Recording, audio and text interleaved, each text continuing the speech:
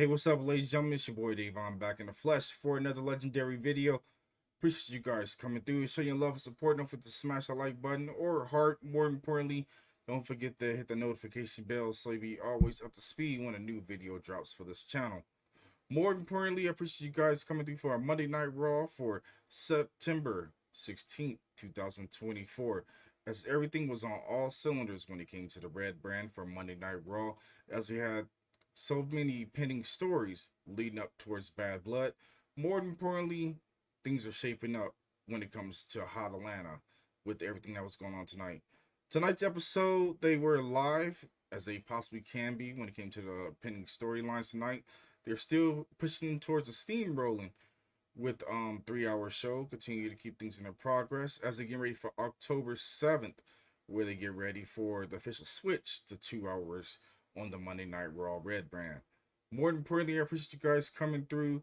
Don't forget, if you guys are on X, I would not be able to see your comments, but if you would like for your comments to be put throughout the course of this live show, more importantly, switch over to my YouTube channel. Just go ahead and click into the link, and you should be able to find on my profile page, and you will be able to find my actual YouTube link, and you should be able to be, with no problems, be able to switch over to the YouTube channel with your comments. But more importantly, keep it fresh, keep it clean.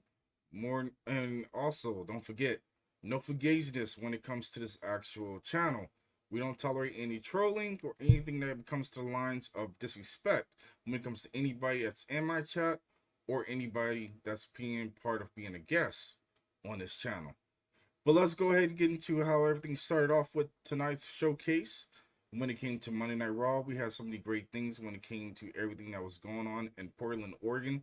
For the Red brand, we had the show kick off with CM Punk, starting things off with a decent promo. It was everything that you truly couldn't ask for, as well as if the mic and everything is working perfectly. Hit a 1 in the chat. Appreciate the chat if you guys come through and let me know if everything is running smoothly. And if you're unable to chat, or even just comment on the channel, it goes a long way by sharing this content. If you're a fan of professional wrestling, or if you know somebody who is a fan of professional wrestling, feel free to show this content. It always will hit the algorithm for my channel to become more notable.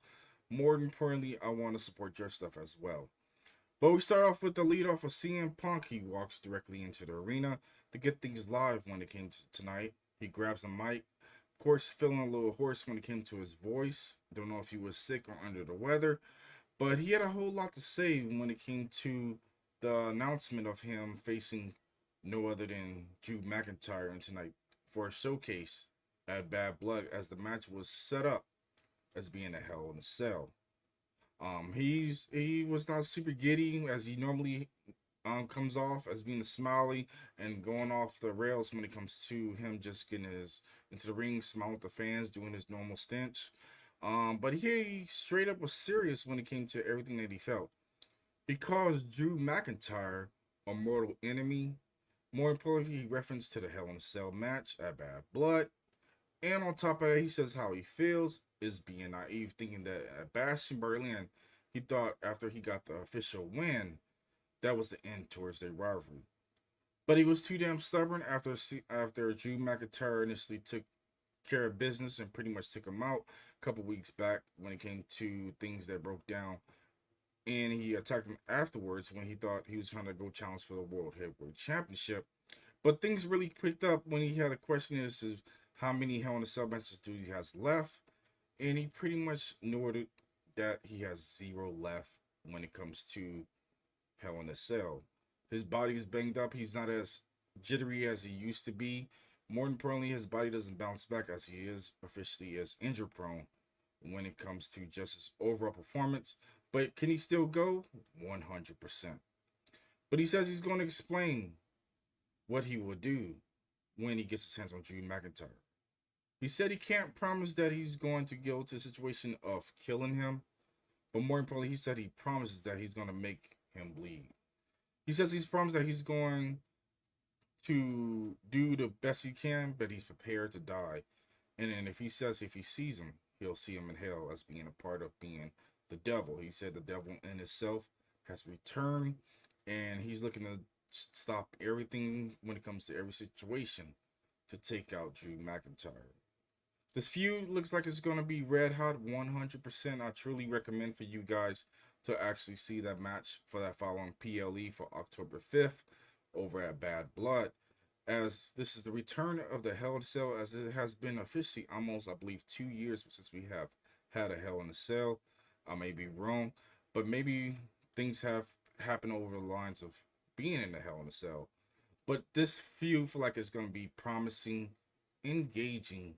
More importantly, these two are going to put on a great show when it comes to the Hell in a Cell. There has not been scheduled to be a secondary Hell in a Cell match. Maybe this will be a standalone.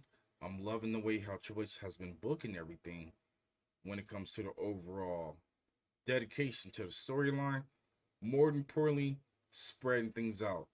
But when it comes to this Hell in a Cell, is going to take away from War Games the next following month. We're having back-to-back major steel cage implications. As last Friday night on SmackDown, we had a steel cage match between Cody Rhodes and Solo Sikoa, which was a big one, 100% from my own personal opinion. I said we got 13 people in the live over from X. Feel free to get a thumbs up. More importantly, share the content, keep things rolling. For my people on YouTube, you guys are doing a phenomenal job. And as well as my Twitch, you guys are always rocking and rolling when it comes to keeping things live. And I appreciate you guys as well. We're also got the Facebook Live open as well to keep things as well, keeping at a calm, cool, collective pace. But more importantly, I appreciate you guys taking time out of your day, even if you're getting to dinner started or just kind of just kicking back and just want something content to watch and see what's going on in the realm of the internet wrestling community. But more importantly, when it comes to my personal opinion about the feud between Drew McIntyre and CM Punk, I think it's going to deliver. This is going to be the end of their feud. Maybe most likely, it's going to be multiple times they were there. Probably are going to cross paths, including the Royal Rumble, and as well as other situations. But is this going to conclude to their drama that they have happened? 100%. Will men come out? Will they both come out the same as they originally were? 100%. They're not. They're gonna pretty much lose a piece of them when it comes to the Hell in a Cell. Every single performer that have gone into the brand of being a part of the Hell in a Cell never came out the same. They either have some kind of mental stability of being incapacitated, or basically saying they don't want to never do it again, or more importantly, they end up having another injury they have to deal with when it comes to whatever prospective show they're on. But when it comes to CM Punk and Drew McIntyre, they're not on every single Monday Night Raw. So pretty much even if they are banged up, they'll get some time away, which I like the new direction under Triple H. If talent are actually injured, he gives them some time away. If they need some PTO time, personal time off, it's always warranted. As well as I love the direction of the president of WWE saying that less house shows are going to be implemented when it comes to starting next year. We're going to see things break down. They're no longer be going 360, 365 out of the whole entire year. They're going to cut it down to 200 days out of the year, which we're going to see more important storylines and also give it time for talent to kind of break it up. But also into year two, under when things break down for 2026, we're going to see less house shows as they probably drop down to 195 or close to that. But the next showcase, we have Sheamus and Pete Dunne, who's getting it on. When it comes to Pete Dunne and Sheamus, you know you're going to get your money's worth. And it's fight night when it comes to the red brand. These boys put on a clinic. It was everything you truly could have asked for. There was no messing around when it came to everything in this match. They both jollied for position, and they pretty much went on the offense. Sheamus escaped when it came to slamming Pete Dunne onto the announcer's table. That was one of the high spots into the commercial break. As well as he tried to land a white noise, but Dunne escaped and slammed him before pouncing. And of course, he was able to get off the 17 beats of Baldwin, which the crowd was red hot for the full count all the way through. Pete Dunne escaped and then slammed him with a couple of punches through the course of the matches. Then things really broke down when Sheamus was able to get on the offense by attacking the back and pretty much going forward. The ref stopped him as things really broke down, but got distracted. Referees have been was off tonight, but Pete Dunne was able to get a cricket bat, which is harder than anything you possibly can get, and he pretty much laid it to waste of Sheamus's arm. I don't know how that pretty much resulted into a pinfall, but Pete Dunne was able to get the big boot and then follow up with a cover up for the win for the 1, 2, 3. Even though Sheamus had got hit in the arm, he wasn't close enough to get the bot spot off the like he got nailed in the head. But things pretty much are kind of keeping things kind of calm, cool, and collective. More importantly, I understand they don't want any of the talent getting concussions because concussions go a long way in professional wrestling. So it was a protective spot, kind of just selling the dream, but in slow motion, it looked terrible when it came to that cricket spot. Then we get ready for Natalya and Zoey Starks. This is the first women's match on the card for tonight. Appreciate you guys coming through. This match was a lot of back and forth when it came to Pure Fusion. They were out there as well for the collective Pure Fusion. I'm not sold on the actual name when it comes to Zoey Starks, Zelina Vega, not Zelina Vega, but Shayna Baszler, and as well as Sonya Deville. When it comes to ladies, they need a brand new name. I'm just not feeling the name. I'd like to know from you guys' point of view, how are you guys feeling about the name? Are you guys sold on the name? Are you guys interested? More importantly, chime down in the comments and let me know how you guys are feeling about just the overall stories of how things have been picking up on the Monday Night Raw Red brand. But this match was a lot of back and forth. It was very quick when it came to Natalya and Zoey Starks. Starks headed off with a nailing springboard, followed with a drag click. Of course, they went back and forth with a couple of transitional moves, follow up into the commercial break. Natalya blocked off and came off was kind of get the sharpshooter in a couple of times, but Zoey Starks was on par. She was on her. She was on her like right on rice, pretty much countering moves back and forth. But the match pretty much was a whole bunch of ads all the way through. But the ending was quick when it came to a roll up, as Natalya was able to pick up the pinfall through the course of this match. But it was alright. It was mid at best, from my own personal opinion.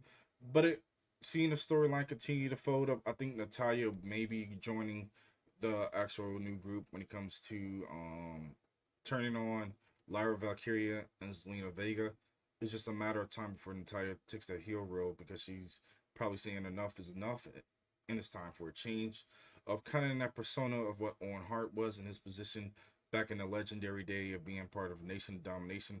You saw her kind of made the switch when she's no longer in the pink and black anymore. She's now coming off to the Ironheart hat with the cowboy style or cowgirl style.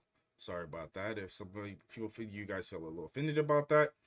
But more importantly, she had the new kind of little attire gear with the black and white, kind of matching with the Pure Fusion Collective.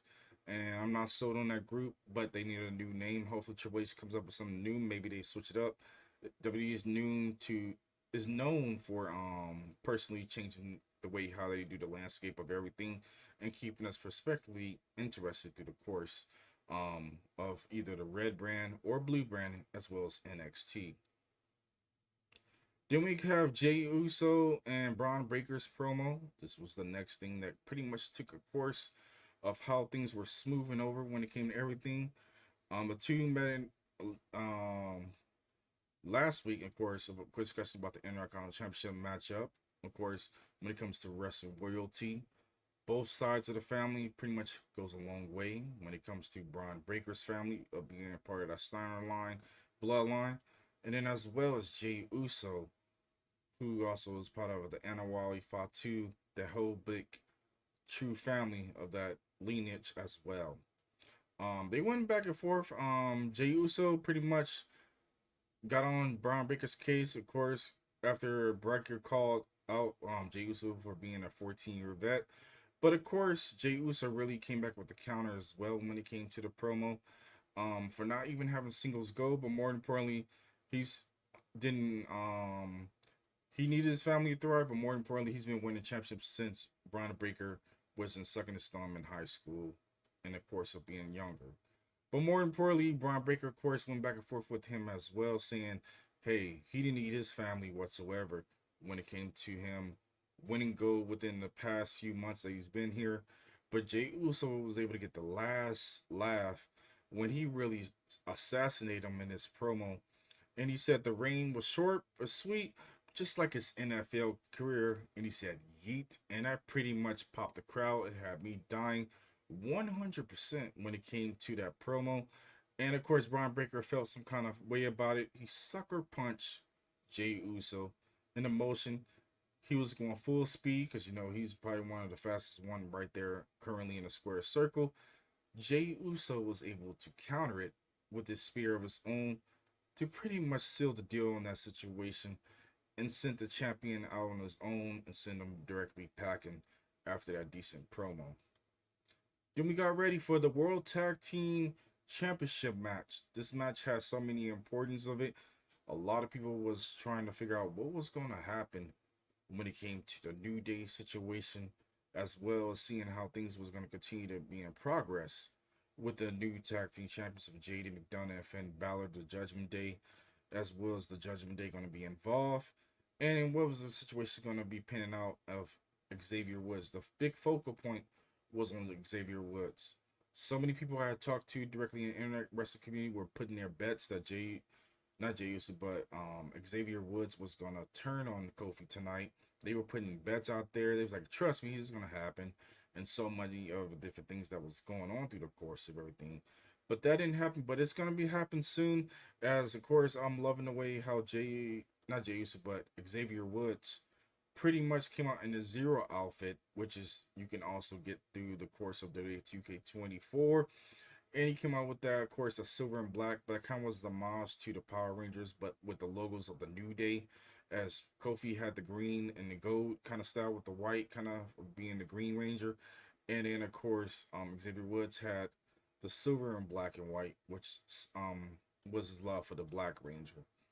But this match was a lot of back and forth. They were torn throughout the course of the match. A lot of sync offense when it came to the New Day, of course, always gelling well together through the course of this whole entire match. As well as we had a phenomenal exchange throughout the course of the commercials break with a lot of back and forth. And they kept us invested through the course of the match. Xavier Woods landed, of course, a power bomb, of course, when it switched over to a no pin. Judgment Day came out, of course, with the LOWO.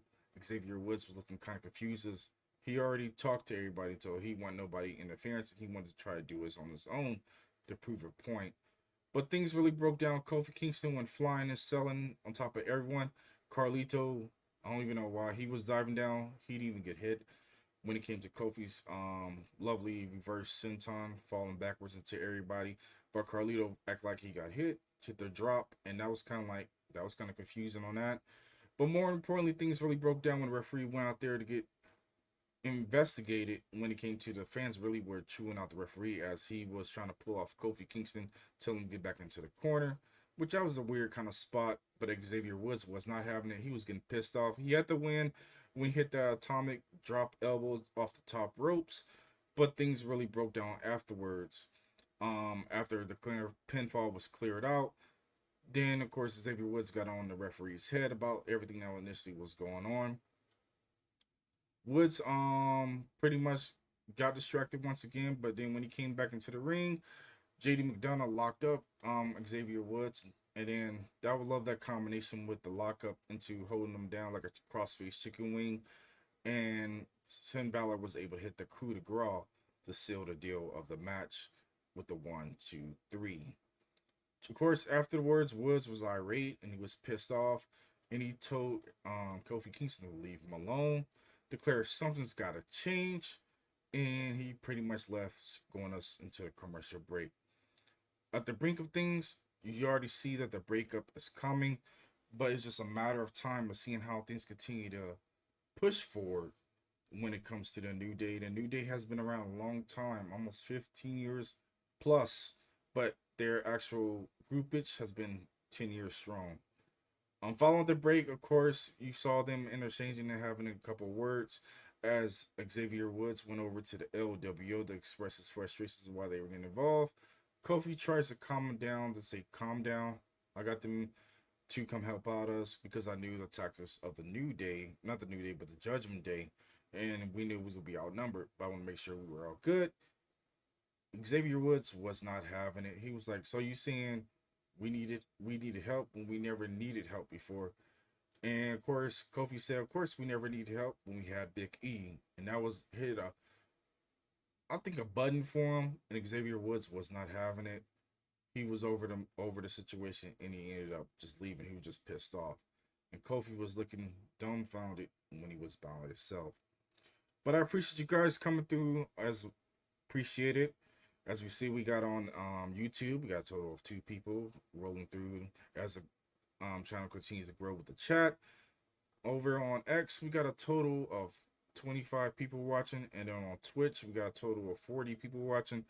Facebook, we got a total of 35. But I appreciate you guys coming through and showing your love and support. For the people on X, once again, I'm just gonna go ahead and just get into the nitty gritty. If you want to be active on the chat and be able to have your chat being logged down or pretty much a part of this live, feel free to switch over to the YouTube so we can conversate back and forth through the course of this show. But more importantly, we got down to the nitty gritty, to the big thing, was with a meat on meat match, which really was just something you really got your money's worth between Big Bronson Reed and as well as Braun Strowman, the big SOB. The big boys went to town early as we're off the gates. Of course, this match was something that you truly wouldn't want to miss. They finally got that little gimmick spot. Of course, right off the bat, the difference was Reed crashed right directly into the corner. And then he breaks up the turtle, and then the ropes comes loose after the whole situation breaks down. Bronson Reed tries to choke slam Bronson Reed, and of course tries to go for the freight train. But Reed takes somebody from the crowd and yeets him. I mean, this person got yeeted so far. Braun Braun Strowman didn't know what to do with the situation, and it was a nice camera angle as well of showing a man who was in the crowd getting yeeted like it was no tomorrow. And pretty much things really broke down afterwards as Braun Strowman was able to jolly for position as Bronson Reed was over towards the ring announcers area.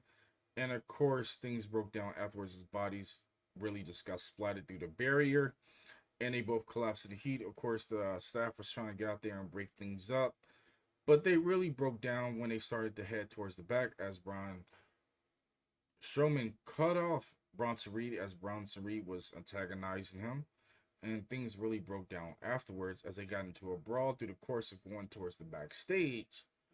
But things really broke down afterwards as we had all kind of different things, a mountain equipment getting thrown around, security getting tossed around like the yo-yos, and more importantly, it was good. It was good content. It was 100% kept me highly invested, and I enjoyed the course of the actual after match. Things broke down afterwards as Big Bronson Reed was able to hit the tsunami as Braun Strowman stepped up and got rushed through the table. But they really continued to jolly for position, going back and forth with their brawl as they plowed directly through a drywall, which sealed the deal of everything. And then, of course, they went into the commercial break. They came back from the commercial break, staff and everybody. They were making super dramatic when it came to everything that broke down when it came to the drywall spot.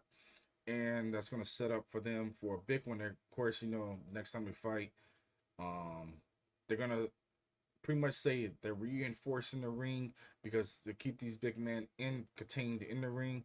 But we shall see what happens throughout the course of the big meat on meat smash mouth match of Braun Strowman and Big Bronson Reed in the near future. But of course, they'll keep them locking horns until they figure out what the next step is going to be for them. But it was all right. It was good stuff. 100%. I'd like to know from you guys' point of view how you guys were feeling about everything. More importantly, get the likes up, share the content, and let's continue to keep things all nitty gritty. Everything's so saucy over here on this channel. We got Sami Zayn's promo is coming up. Sami Zayn really has been on red hot red fire. He's really trying everything he possibly can to get things underway. Of course, to get to Gunther. He also talked about the situation where he beat him at WrestleMania. More importantly, he's deserving of getting at him one more time. Louise Kaiser has been doing a whole lot of mouthpiece for Gunther. But of course, Sami Zayn broke it down to him like, hey, you don't have to be a mouthpiece. Once you stand up for yourself and be a mouthpiece for yourself, and stand out. Luis Kaiser has been truly a standout when it comes to his matches, and he really keeps us highly invested through the course of everything that he continues to put on display. More importantly, I'm enjoying what he continues to do, but it's time for him to be his own man. But of course, Sami Zayn even talked about how he turned on his partners, broke up Imperium, and so many other situations that broke down. Kaiser doesn't need and he said Kaiser doesn't need Gunther anymore. Any ways to prove himself 100%. But does he think he will win respect by being Gunther's stooge? Not at all. He said at least he has the balls to speak up for yourself, but don't let the situation get ahead of yourself. As Gunther's music popped, he came directly coursing directly towards the promo situation. Gunther got in the ring. He confronts Kaiser and says, "Is there anything you need to tell me?" Kaiser says that there was something that he wanted to get on his chest for a very, very long time. Then he proceeded to attack Sami Zayn, put the beat down on him, put the boots to him. And of course, Gunther said he refused to have a match with Sami Zayn again. Of course, Gunther ended up leaving the ring, like, okay, we did our job. Let's keep it moving. Of course, Kaiser wanted to antagonize the whole situation and try to go on the offense of more damage to Sami Zayn. Sami Zayn was able to counter with a German suplex and look on directly at Gunther and hit that beautiful haluva kick in the corner to seal us into the commercial break. Then we get ready for Bianca Belair versus Io Sky. The original match was supposed to be Kairi Sane, but Kairi Sane hasn't been cleared after that nasty spot of getting a lovely cut across her eye or above her eye.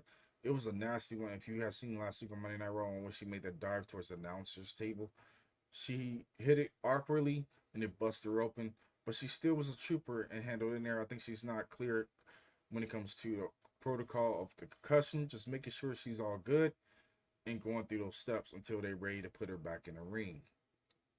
But of course, Bianca Belair was phenomenal tonight. She did her thing.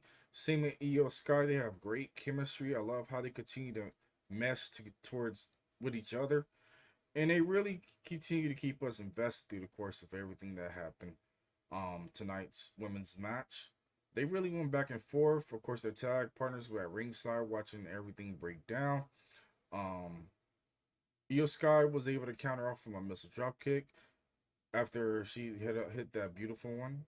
Sky landed a flying crossbody through the ropes, and then Belair was able to counter that.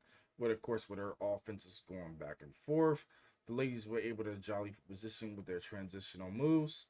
Belair catched her with a suplex of her own and reverted her by carrying her up the stairs, which was the highlight of the night of her having a vertical suplex and throwing her back in the ring after they had a brawl out on the outside in the match. But of course, they continued to go back and forth as Belair was trying to go for a 450 splash. Io Sky was able to get the knees up. Belair was trying to get ready to counter when she was trying to go for the KOD after Io Sky was trying to go for the moonsault. But Bianca slipped up and got countered with a small package for upset 1, 2, 3. And of course, Bianca was looking shocked as all 100%. But the course of the match, it was good. I give it a decent one when it came to that match. And I look forward to seeing them mix it up again. But of course, next week is going to be most likely Kairi Sane is going to be cleared. And we're going to get Jade Cargill versus Kairi Sane for next Monday Night Raw. Then, of course, these ladies are going to have a clash when it comes to the WWE Women's Tag Team Championship. As we have Jade Cargill and Bianca Belair, the ESTs of WWE, versus Damage Control at Bad Blood.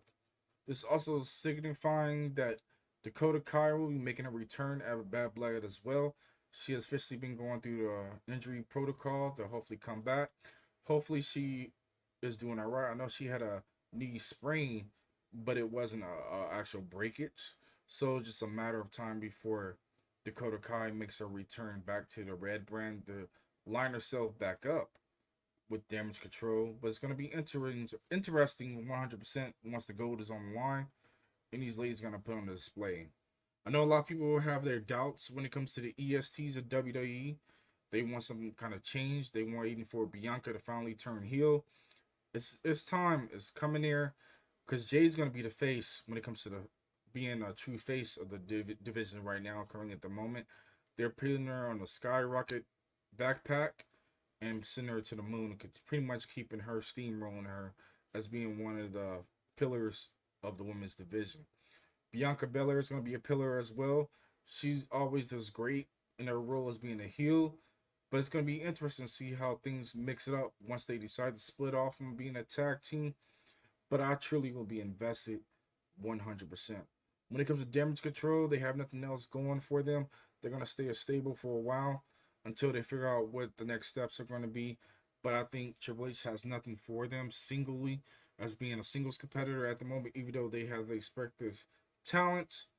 But we shall see how things continue to progress with Damage Control. Then we get ready for the big one, which was the main event of the night. Continue to keep things rolling smoothly. We're already at the 31-minute mark, heading towards 32. Damian Priest, one half of the Terror Twins, taking on Dominik Mysterio. What more can I say about this match? It was good. Dominik Mysterio played his part of being a heel. The fans really were eating it up. They had to tone down the mics through the course of the match, but Damian Priest was the overall favorite in this match, kept everything running smoothly as you possibly can. The Judgment Day, of course, interfered through the course of this match to keep things going fresh. Damian Priest was able to pick off the pinfall with that Southern Heaven. Then things really broke down as the rest of the members ended up getting involved and pretty much jumping on Damian Priest. And Rhea Ripley came down to try to assist with everything that was going on. But things really broke down when they pretty much were about to set them all up. We ended up having Jey Uso make his appearance, but he was speared out his boots by Braun Breaker. After he speared him, he did a yeet and let him know it's on like neck bones. That's how Booker T usually puts it. But more importantly, I'm looking forward to the Intercontinental Championship match. Of course, they end up going to work on Damian Priest's leg, and they seal the deal as Finn Balor hit coup de grace not once, not twice, but a course of 4 times. Things really picked up 100%. Liv Morgan was able to hit the Oblivion, which is kind of a little shaky, but she was able to hit it off. And of course, the Judgment Day stand tall once again this following week after they had pretty much sealed the deal to secure the victory against the not securing but winning the battle. Put it as that. The battle has been won, but the war continues to go on with the Terror Twins and Judgment Day. But I appreciate you guys coming through. If you guys have any super chats or anything like that, or anything donations, feel free to donate so I keep things running smoothly for my channel. More importantly, it's always appreciate you guys coming through. I can hang out for a little bit. If you guys like to comment, come through, and I'll go ahead and conversate with you guys back and forth as things continue to progress. We got Jeffrey Robinson. He's coming through. He's saying, what up? What's good, fam? Hopefully everything is running smoothly for you. He's one of my premier guests that usually comes through the course of Monday Night Raw or any of my programmings when it comes to AEW as well. Feel free to show him some love and support as well as he comes through in and out through the course of every other week or so. But more importantly, he's always been a true pillar when it comes to my channel and being a true friend. He asked me what I think about everything that broke down with tonight's show. When I'm thinking about everything that pretty much happened with tonight's show, it was good. 100% about everything that happened with the show tonight. All the matches that really had me going was the Tag Team Championship, which was A1. The meat on meat between Bronson Reed and Braun Strowman was everything that you could ask for when it came to the big man. Of course, they had to go through that old school, kind of go back in the bag of tricks of doing that drywall spot. The Pete Dunne versus Sheamus match was a banger after banger. I enjoyed everything that was going on through the course of that match. And the women's division still looking lackluster. I like to see something better when it comes to the women's division. Hopefully they step it up 100%. But we got so many talent that truly will be making their return. Um, we have things breaking down for next week. We got, of course, as a match. We got the Intercontinental Championship between Jey Uso and Braun Breaker, as well as we got the continuation of CM Punk and Drew McIntyre, as Drew McIntyre is making his return back next week. It's going to be interesting to see how things unfold. And of course, the continuation of Gunther and Sami Zayn, which I'm looking forward to seeing will have that unfold. Most likely, Sami Zayn's going to have him saying yes next week to set up the tone for Bad Blood. Jeffrey got the prayer hands. Appreciate you, champ. Or you could be prayer hands, or pretty much it could be high fives too. 100%. Strowman pretty much said, he said Strowman and the Breed was good. 100%. It was good. It was nothing unturned. And you got your money's worth when it came to those big boys. Those big boys put on a clinic. I'm looking to see more of what they continue to do with them. Keep them as true monsters that continue to do.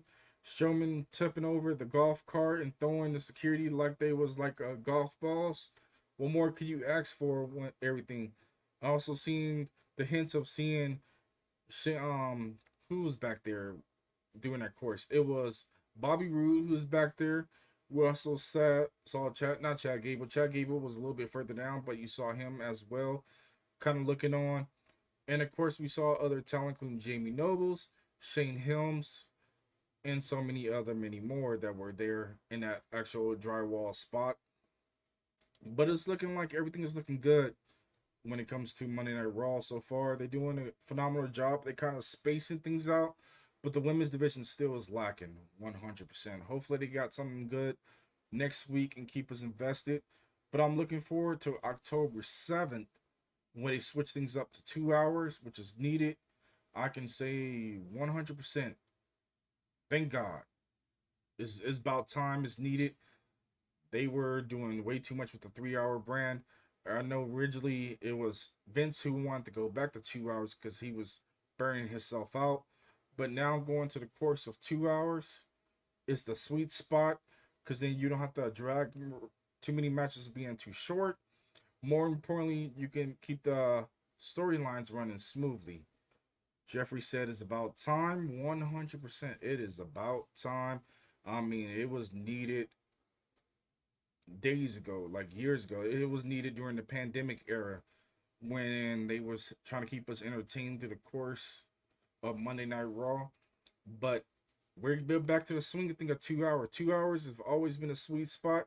Cause now folks can really actually go to bed if they been knocked out at 10 o'clock on the East Coast. More importantly, on the West Coast, they can still get some stuff done, taken care of when it's off the air by 7 o'clock, and we can go ahead, rip and run, and still handle business in the late hours on the West Coast. Of course, myself, I'm on the West Coast, so I always catch Monday Night Raw at the 5 o'clock hour, and then I'm still able to handle business later in the evening to keep things running smoothly, get dinner, and all that good stuff going. But what's going on with you, Jeffrey? What was your favorite match throughout the course of the night, or anybody else who'd like to come through this live? We're at the 40-minute mark. Is there anything that you're liking so far on the Red brand or any other brand? NXT is coming on tomorrow. I'll be trying to catch a little bit of NXT for tomorrow night, as well as seeing how the conclusion of SmackDown continue to pick up with the tag team match of Cody Rhodes and Roman Reigns are set for Bad Blood to take on Jacob Fatu and Solo Sikoa. But I feel like right now Jacob Fatu is outshining Solo Sikoa. I know Solo's now trying to step it up, but he's Jacob's miles ahead of him right now. And it's just a matter of time before they let the chains off and Jacob's going to go. And of course, we're going to get that match between Jacob and Roman Reigns down the line towards maybe November or December. Jeffrey said he liked the Sheamus and Pete Dunne match. Yes, that match was really good. 100%. Everything that you truly could have get for. And that match was really good. 100%. You could have get nothing unturned, but you got everything you truly could have asked for.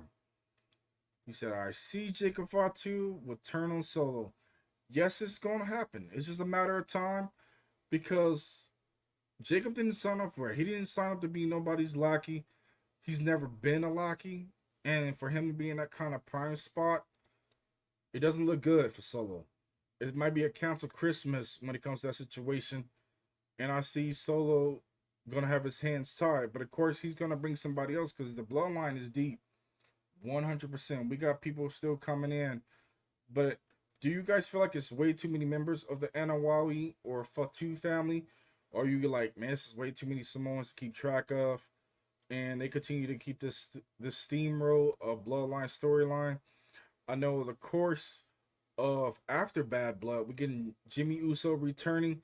He's not gonna be in his tag team match, but the following SmackDown when Roman Reigns comes to make his appearance, we're gonna have Jimmy Uso making his return to set things in motion for the not Battleground, but pretty much Survivor Series for War Games. It's going to be interesting to see how people wonder who's going to be getting involved. Is Jey Uso going to be involved? I don't know. It's going to be interesting to see where Jey ends up staying, but we shall see. Jeffrey says he thinks he continues to Mania versus Rock versus Roman. 100%. That's going to be the final destination, the final spot. Is Rock versus Roman. Rock's going to be making his return soon, actually. He's finished wrapping up his last few movies that he just finished up doing. Rock should be returning between Survivor Series to say he's the real High Chief to set things in motion, and then of course Royal Rumble is going to be his next appearance. I don't see The Rock making any more appearances. I know he's scheduled for Survivor Series for War Games to make an appearance to see how things break down. Jeffrey says he thinks Sammy will help Jimmy and Jay and put them back together. Of course, he's always going to be the mediator, 100%, and he's going to do his best to get things involved when it comes to the course of everything with the original bloodline, the original OGs. But Sammy is trying to go for that world title shot, so I don't know how Sammy's going to get involved. He's distracted right now, and of course, he's going to be feuding with Gunther for a little bit of time, with the situation with Luigi Kaiser being involved as well, set up that feud. So they got some little bit of time on the red brand. I don't know how we get to that spot of Sammy get involved on the blue brand to set things in motion for War Games for him to help out Jimmy. But I think Jimmy's gonna come back naturally with Paul Heyman. Paul Heyman's gonna come back first, and of course we're gonna get that spot, and then we're gonna have Jimmy come out there because of course Heyman's the mastermind. He's setting everybody in motion. And he also is very familiar with the Bloodline family. Maybe we might see Zilla or any other ones. Of course, you got to think about as well. There's so many other members of the family that's still missing. Rikishi still has other sons that haven't even made their appearance yet. As well as on the Tonga side of things, we still got members missing. Their family is deep, deep. I mean, there's so many kids from both sides that are tearing it up on the independent scene. Like Triple H just pretty much just have a crystal ball and be able to pick and choose who he wants. Because they're all killing it on the independent scene in New Japan, MLW. Right now, you got people right now over in Booker T's Academy. It's looking good. Also, we may end up having our first female Bloodline member joining pretty soon. Is Jacob Fatu's and Jimmy Uso's cousin, one of the other Fatu members. And she's pretty much looked promising. She got the face to be a star. But it shall be interesting to see how that shapes up as the bloodline is really running deep. I know people were thinking maybe Naomi or Nia Jax, but Nia's doing her own thing right now with the women's championship. And I don't see her align herself with them yet. But we shall see how things turn out. But right now, Nia's killing it. I'm loving the way how Nia has been presenting herself. And as well as the other members of the Bloodline doing their thing. Jey Uso is due for a singles run. They need to go ahead and give him a singles championship. He's so over. I just don't want him, WWE, to go in that direction of saying, we're not feeling it. We want to keep him in the scene as a tag team star. And Triple H kind of downplay it. But I know Rikishi had a whole lot to say about it and he wants his son to at least have one championship run. He feel like it's time to hit that switch, and he feels like if Paul Levesque doesn't hit the trigger, he wants his son to just pretty much let his contract run out and go to AEW. I don't know if that's the right move, but everybody wants to hit that WWE championship. Everybody wants a spot of finishing their story and getting that WWE championship. It's nothing like hitting on that mega company and winning that gold. You can talk to anybody. If anybody's in the professional wrestling world, you could go run through all the championships. You go through TNA, NXT, AEW, MLW. What's the first thing that everybody grew up on? A WWE. Of course, they grew up on WCW, but that championship is long gone. This is a new version of the World Heavyweight Championship on a red brand. For SmackDown, everybody always grew up of having or carrying the WWE Championship. No matter what the design version was, everybody had some kind of feel when it came to that championship. But we shall see if Sami Zayn does help out when it comes to bringing Jay and Jimmy back together. But it's going to take a lot of work. And Sami has to have his hands not tied and everything. And Jay as well. Jay is tied in with a whole bunch of storylines right now. And it's gonna be kind of odd for him to just back out automatically right off the course of how everything initially broke down. When he's got the Judgment Day running down his back. He also has Braun Breaker. He's distracted in so many different directions. He don't even know which way to go, but he's picking this feud. So it's going to be interesting to see where Jey Uso comes. Jimmy's wide open, so maybe Jimmy may apologize or not, but we shall see. But right now, it's Roman running solo right now by himself. I think Jimmy's going to eventually assist Roman, but of course, it's still going to be outnumbered. Then things are going to break down as we're going to get that tease of Jacob Fatu turning on Solo. And it's going to be good. It's going to be good, great storyline all the way through.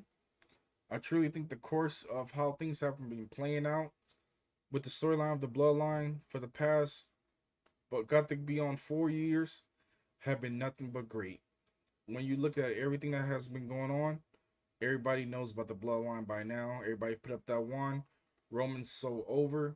What more can you ask for when it comes to the Roman Empire? As they kind of implemented that he's back to that version, but he's not. He's saying he's still the same old Roman, and he's there to smash and pretty much leave from that point on. Is there any more comments that you guys want to get through here? We're running smoothly. We're almost hitting towards the hour mark. And I'm chilling and vibing this following evening. As well, don't forget to check out my other videos that will be coming out either tonight or as well as later on in the course of tomorrow. I'm going to be pushing out a lot of content. And of course, got the whole new setup right now for Monday Night Raw with the whole little angle.